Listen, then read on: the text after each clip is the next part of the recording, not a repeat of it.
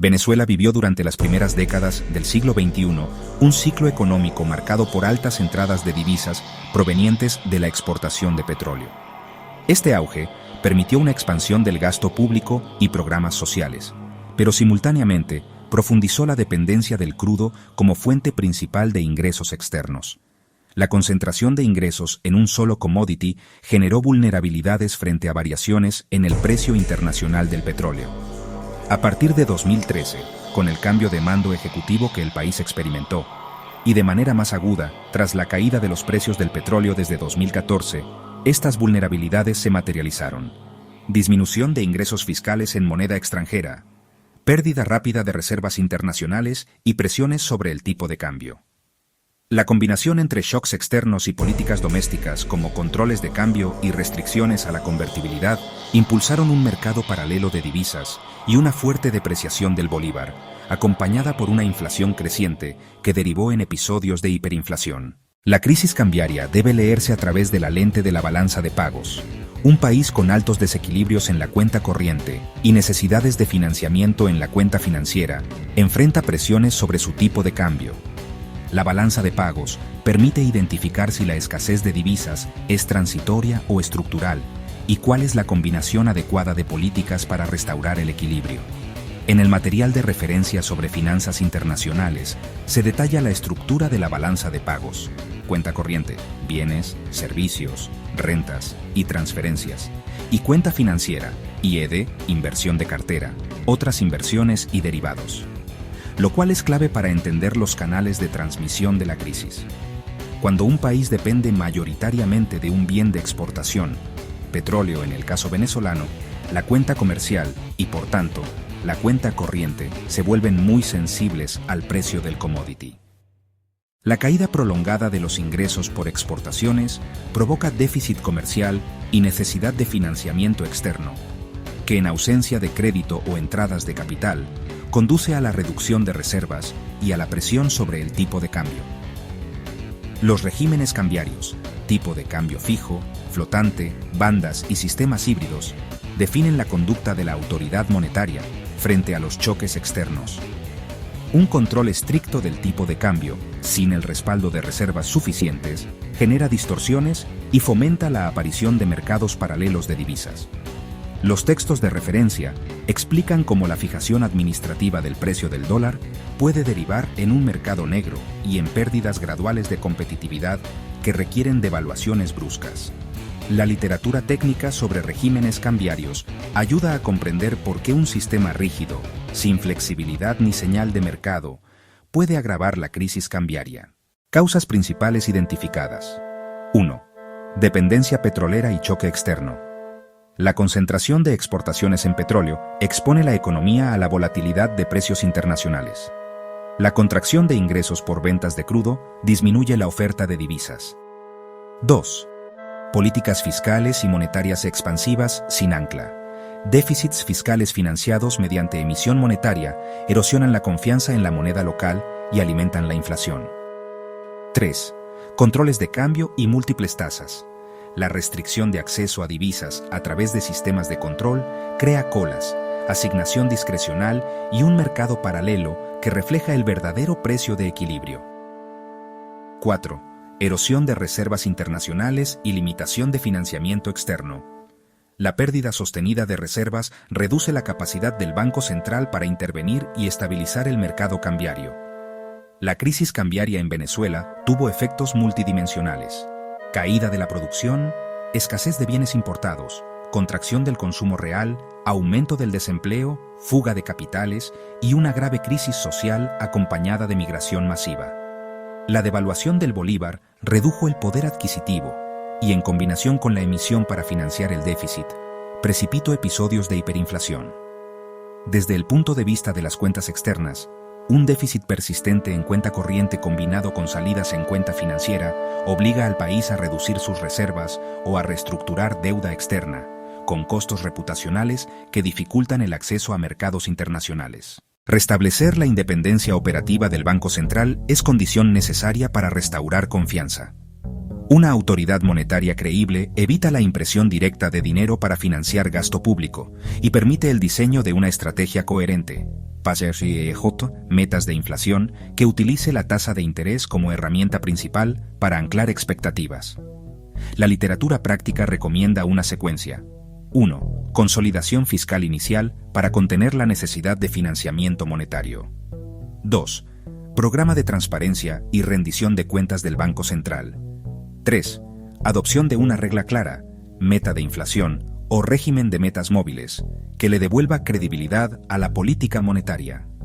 Si bien elevar tasas de interés puede contribuir a frenar la salida de capitales y contener la demanda agregada, en una economía con fuerte desaceleración y deuda indexada, puede aumentar el costo del servicio de la deuda interna. Por tanto, los ajustes de tasas deben acompañarse de medidas fiscales y de gestión de pasivos para evitar tensiones en el sector financiero y con los tenedores de deuda pública. Reconstruir reservas es esencial. Los instrumentos para lograrlo incluyen crecimiento y diversificación de exportaciones no petroleras, minerales, agricultura procesada, servicios exportables, acceso a líneas de crédito bilaterales y multilaterales y acuerdos de swap o financiamiento transitorio. La estrategia debe priorizar fuentes de divisas de bajo costo y con condiciones que permitan tiempo para reformas estructurales. Dada la dolarización de facto de muchas transacciones en Venezuela, una desdolarización forzada puede ser desestabilizadora. Por tanto, se propone una desdolarización gradual y comunicación transparente sobre el calendario y los instrumentos. Por ejemplo, coexistencia de cuentas en dólares con mecanismos de conversión. Paralelamente, es imprescindible negociar reestructuraciones de deuda para aliviar el servicio del pasivo externo y recuperar espacio fiscal. Estas medidas deben acompañarse de programas de protección social, focalizados para mitigar el impacto sobre los hogares más vulnerables. Políticas fiscales. A. Control del gasto público. Establecer reglas fiscales temporales orientadas a reducir el déficit primario, priorizando gasto social protegido y recortando gastos ineficientes.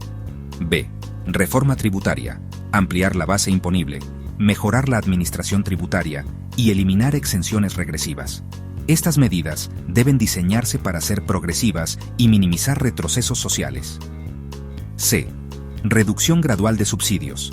Priorizar una ruta de reducción de subsidios concurrente con transferencias focalizadas para reducir el impacto distributivo. Políticas monetarias. A. Objetivo de inflación. Fijar metas medibles a mediano plazo como ancla de expectativas. B.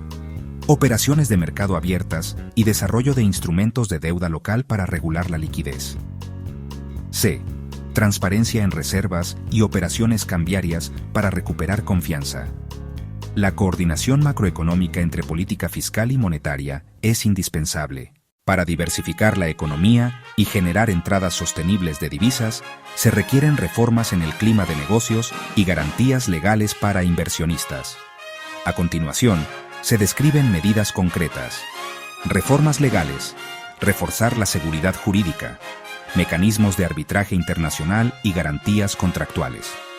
Incentivos fiscales selectivos. Créditos fiscales temporales.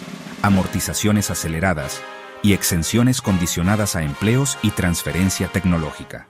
Zonas económicas especiales. CE. Crear CE con procedimientos simplificados, infraestructura y regímenes fiscales temporales para atraer proyectos de exportación. Programas público-privados y asociaciones. Vincular inversión en infraestructura y cadenas productivas con actores privados internacionales. Seguro y garantías. Trabajar con organismos como MIGA y bancos multilaterales para ofrecer seguros contra riesgo político y cambios regulatorios.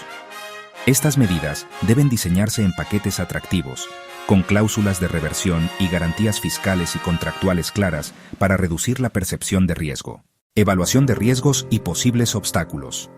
1. Riesgo político. La inestabilidad o la falta de consenso sobre las reformas puede frenar la implementación y provocar resistencia social. 2. Riesgo de inflación persistente. Si no se sincronizan las políticas fiscales y monetarias, los esfuerzos de estabilización pueden fracasar. 3. Restricciones externas. Sanciones internacionales, pérdida de acceso a mercados financieros y desconfianza por parte de acreedores complican la obtención de financiamiento externo. 4. Dependencia petrolera. La transición hacia fuentes de divisas no petroleras requiere tiempo y capital. La persistencia de la dependencia constituye un riesgo de mediano plazo. 5. Riesgo social.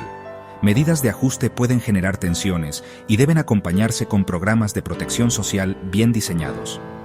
Plan de acción. Fases prioritarias. Fase primero. Estabilización inmediata. 0-6 meses. Declaración clara del objetivo. Restaurar convertibilidad, anclar inflación. Acuerdos transitorios con socios internacionales para líneas de liquidez. Auditoría independiente y publicación de reservas y pasivos del sector público.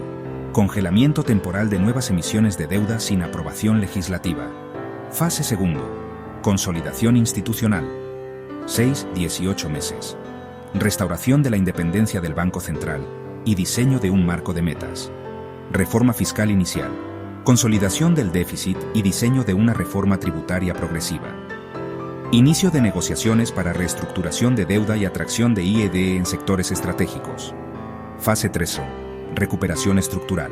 18 meses, 3 años. Implementación de reformas estructurales. Mercado laboral. Seguridad jurídica. CE. Programas de promoción de exportaciones no petroleras y reconversión productiva.